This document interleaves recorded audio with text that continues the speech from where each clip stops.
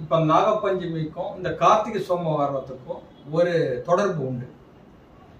சிவபெருமானோட உடம்புல எல்லாமே வந்து நாக ஆபரணம் சொல்லக்கூடிய தன்மை அதிகமா இருக்கு.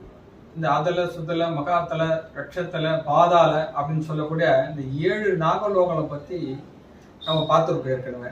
இந்த 7 நாகங்கள் தான் வந்து செயல்பாடு நம்மளோட 7 சக்கரம்னு சொல்லக்கூடியது. மூலாதாரம், சுவாதிஸ்வானம், மணிப்புரகம், அநாதகா, விசுத்தி, ஆகனா, சகசரா அப்படின்னு சொல்லக்கூடிய அந்த 7 தன்மையான நம்மளுக்குண்டான அறிவுகளை அதிகப்படுத்தும். 6 அறிவு நமக்கு உண்டு, மிருகங்களுக்கு 5 அறிவு. 7வது அறிவு வந்து ஞானம் என்ற ஒரு அறிவு. ஸோ அந்த 7வது அறிவு ஞானத்தை நம்ம பெறக்கூடிய தன்மை தான் இந்த 7 நாகங்களை குறிக்குது. அது மட்டும் இல்லை, இந்த நாகலோகத்துக்கு ஒரு தேவதர்களும் அசுரர்களும் வந்து சேர்ந்தவங்க தான் இந்த நாகலோகத்தை சேர்ந்தது.